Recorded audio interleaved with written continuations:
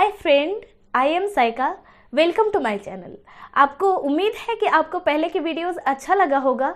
आपके प्यार और सपोर्ट के कारण ही मैं नए वीडियोस और अलग अलग तरह की वीडियोस बनाने के लिए मैं प्रेरित होती हूँ। आप इसी तरह से हमें सपोर्ट करते रहिए। अगर आपको वीडियो अच्छा लगता है तो आप शेयर कीजिए, लाइक कीजिए, और अगर कोई डाउट होता है तो आप कमेंट सेक्शन में कमेंट करके हमें ज़रूर बताएं, ताकि मैं आपके डाउट को नेक्स्ट वीडियो में क्लियर कर पाऊँ। और जैसे कि मैंने आपको पहले ही वीडियो में बताया था कि मैं क्लास का स्टार्ट करूंगी कुछ मोटिवेशनल नोट्स से, ताकि आपका दिल जो है हमेशा पढ़ाई पे लगा रहे। तो कोट कुछ इस तरह से है कि मंजिल यूं ही नहीं मिलता, राही को जुनून सा दिल में जगाना पड़ता है। मंजिल यूं ही नहीं मिलता, राही को जुनून सा दिल में जगाना पड़ता है। मैंने चिड़िया से पूछा कि घोंसला कैसे बनाते हैं। उसने जवाब में बताया कि तिनका तिनका उठाना पड़ता है। क्या बताया जवाब में? तिनका तिनका उठाना पड़ता है। इससे हम ये समझते हैं कि अगर आप किसी सपने को देखते हैं, अगर आपका कोई लक्ष्य है, तो उसके लिए जो है आपको बहुत ही कठिन परिश्रम करेगा। देखो, आप कुछ भी कर लो, आपको मेनली जो फोकस करना है वो हार्ड वर्क पे करना है। थोड़ा थोड़ा करके जो है आप ज़्यादा लेवल पे पहुंचते हैं। जैसा कि आप पहले की अदर वीडियोस में भी देखते होंगे कि हम जो है, आपका चैनल का ही मोटिव है कि 0 to हीरो हम जाएंगे। तो आप जो है 0 to हीरो में जाएंगे, तो उसके लिए आपको थोड़ा थोड़ा चीज़ों को सीखना पड़ेगा। आपको 6 क्लास से स्टार्ट करना पड़ेगा, तभी आगे की चीज़ें आपको ज़्यादा समझ में आएगी और आप फिर जो है आपके पास ज्ञान का भंडार होगा। तो आप धीरे धीरे सीखेंगे। हमारे साथ इसी तरह से आप हमारे चैनल पे बने रहें और सब्सक्राइब कर दीजिए अगर आप हमारे चैनल पे न्यू हैं तो। खैर, अब हम अदर बातों को छोड़ करके हम क्लास स्टार्ट करते हैं। आज का लेक्चर है आपका सरकार का गठन टॉपिक पे। ठीक है, इसमें हम डिस्कस करेंगे कि सरकार क्या होती है, सरकार के कौन से अंग होते हैं, और उसका हम विस्तार से चर्चा करेंगे। तो सबसे पहले हम जान लेते हैं कि सरकार होती क्या है। जैसे कि हम बात करते हैं कि ये जो है अभी मोदी की सरकार चल रही है, इंदिरा गांधी का सरकार है। अगर राहुल गांधी की सरकार आ जाएगी तो क्या हमारा भारत पे प्रभाव पड़ेगा, है ना? तो इसी तरह से क्या विकास होगी, या तो फिर कुछ और ही होगा। ठीक है, फिर इसी तरह से बात करते हैं योगी सरकार है, तो आम आदमी जनता पार्टी का जो आम आदमी का सरकार है। तो इसी तरह से हम ये भी देखते हैं कि अगर कोई बुजुर्ग या कोई ऐसे माननीय पर्सन आपको मिल जाते हैं, फिर आप उसको बोलते हैं और सरकार बताइए कैसे हैं, है ना? तो ये आखिर सरकार का अर्थ क्या होता है? तो पॉलिटी की भाषा में आपका राज व्यवस्था के भाषा में आपका मीनिंग हो जाता है कि सरकार एक संस्था है। क्या है? एक संस्था है, एक सिस्टम है। सरकार वैसे संस्था है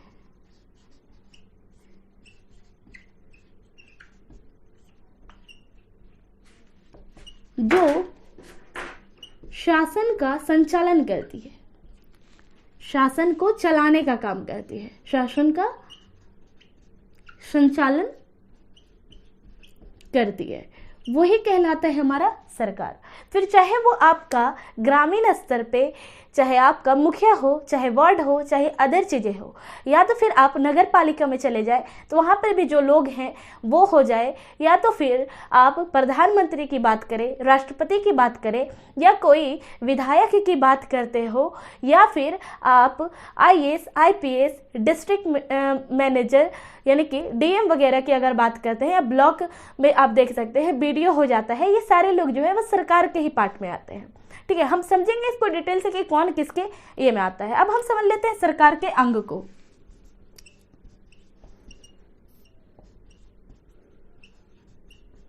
तो सरकार जो है वो 3 लोगों से मिलकर बनती है। सरकार जो है वो 3 लोगों से मिलकर के बनती है। एक आपका हो जाता है विधायिका,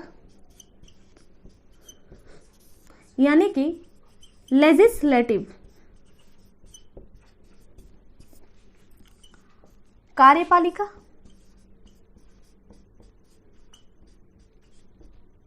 द एग्जीक्यूटिव यानी कि एग्जीक्यूटिव। ठीक है, तीसरा इंपॉर्टेंट आपका हो जाता है न्यायपालिका सॉरी, आपका जुडिशरी। अब हम बात कर लेते हैं कि आपका विधायिका जो होता है वो क्या होता है। तो देखो, हमारे भारत में, हमारे संविधान में ये जो भी लोग विधि को बनाने का, कानून बनाने का काम करता है, वही आपका कौन कहलाता है? विधायिका। तो जो विधि का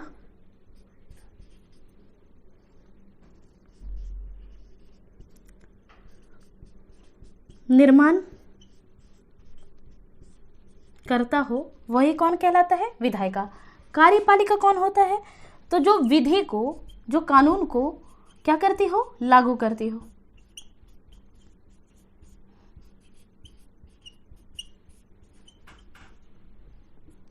और जुडिशरी जो है, अगर कानून को लागू करते समय जो है कोई भी मुद्दा या विषय उभर कर सामने आता है तो उस पर जो है क्या करती है? ये उसका न्याय करता है।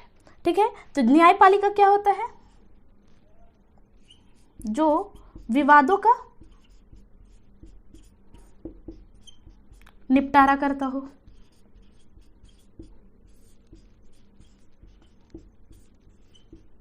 वही हमारा न्यायपालिका यानी कि जुडिशियरी कहलाता है। अब देखो, हम एक एक करके चीजों को समझेंगे। आज हम लोग स्टार्ट करेंगे विधायिका। विधायिका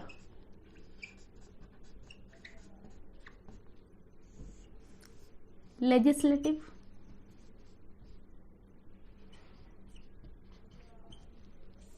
ये क्या होता है हमने देख लिया। अब देखो, विधायिका जो होता है भारत के संविधान में, संविधान के भाग 5 में जो है आर्टिकल अनुच्छेद 79 से 122 में जो है संसद के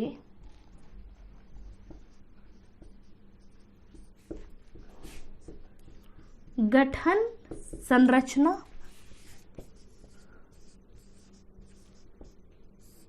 संरचना और संसद और उसके सदस्यों का, संसद के सदनों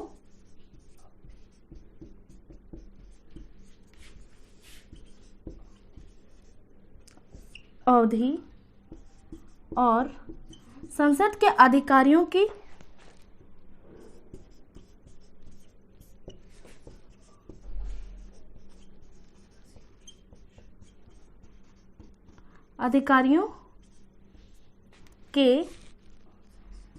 नियुक्ति आदि के बारे में बताया गया है। इसके कार्यकाल वगैरह को डिस्कस किया गया है। इसका जो है कार्यकाल कैसे समाप्त होता है ना, इसकी पद की समाप्ति कैसे होती है, ये सारी चीज, इसके पावर, इसकी शक्ति को जो है इसमें बताया गया है। अब हम सबसे पहले समझ लेते हैं कि विधायिका जो होता है, भारत की जो विधायिका है उसको हम संसद कहते हैं। क्या कहते हैं? संसद कहते हैं। ठीक है, तो यानी कि भारत के विधायिका संसद के गठन, संरचना, संसद के सदनों की अवधि, उसकी शक्तियां, उसके कार्यकाल आदि को जो है इस आर्टिकल 79 to 122 में मेंशन किया गया है। ठीक है, अब हम बात कर लेते हैं कि संसद जो है उसके कितने अंग है। तो संसद के जो है वो 3 अंग है। संसद जो है 3 चीजों से मिलकर के बनी होती है। एक आपका हो जाता है राष्ट्रपति,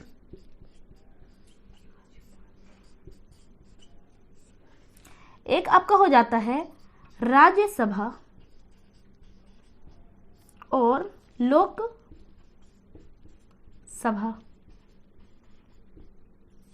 ठीक है, अब हम जो है इसमें जो है अभी राष्ट्रपति जो होता है आपका, विधायिका और कार्यपालिका दोनों के जो है भाग हो जाते हैं, दोनों के सदस्य हो जाते हैं।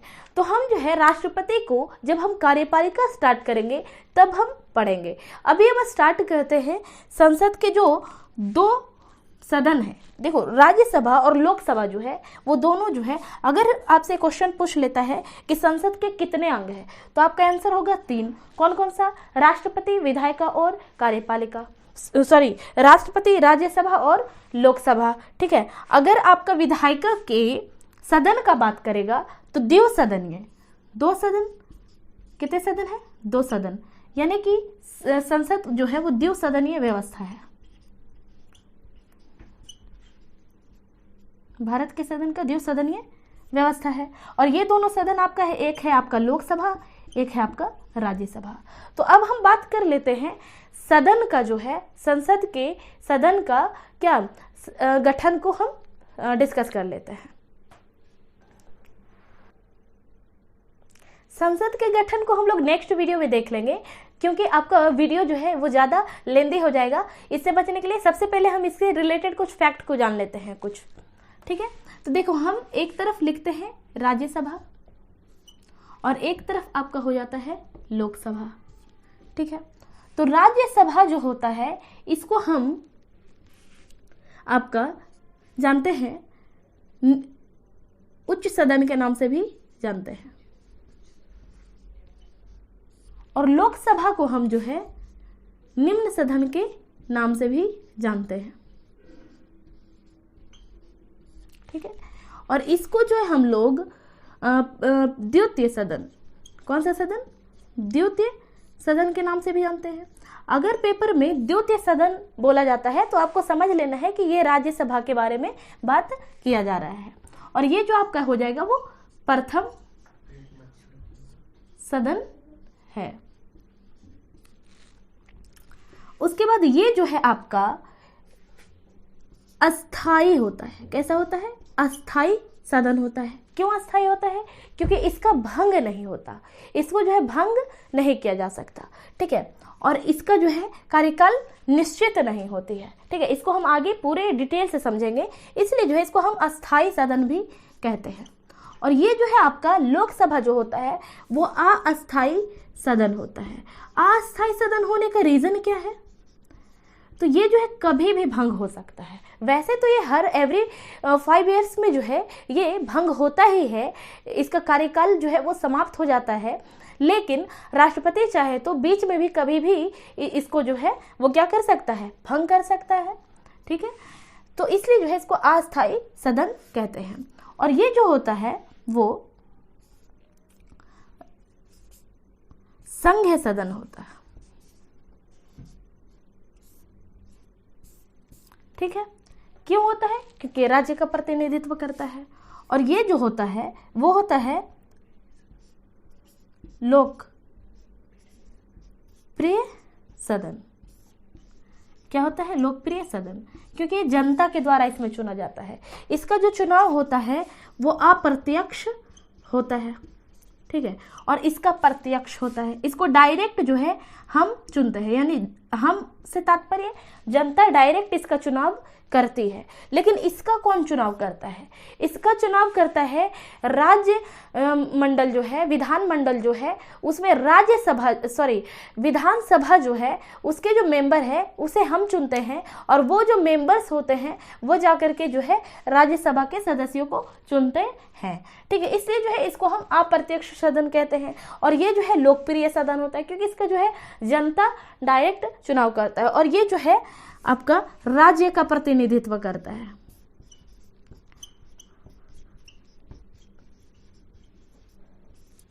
और ये किसका प्रतिनिधित्व करता है? लोगों का, यानी कि जनता का।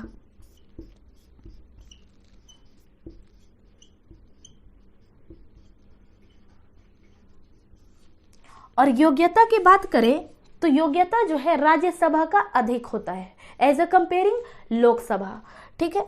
तो इसकी योग्यता जो है अधिक होती है। क्या होती है, क्या नहीं होती है, हम आगे पूरे विस्तार से चर्चा करेंगे, ठीक है। इसकी योग्यता क्या होती है? अधिक होती है। किससे अधिक होती है? तो लोकसभा से। और इसकी योग्यता कम होती है। किससे? तो राज्यसभा से। क्योंकि कोई भी चीज अगर ज्यादा कम होता है तो वो कंपैरेटिव होता है, किसी न किसी के तुलनात्मक रूप से कम या ज्यादा होता है। तो इसकी योग्यता क्या होती है? कम होती है। किससे? तो राज्यसभा से। और यहीं पे मैं वीडियो को समाप्त करना चाहूँगी, और इसी तरह से आप हमें सपोर्ट करते रहिए, वीडियो को शेयर करते रहिए, और अगर आप चैनल पे न्यू हैं तो चैनल को सब्सक्राइब कर दीजिए। Thank you, thanks for watching.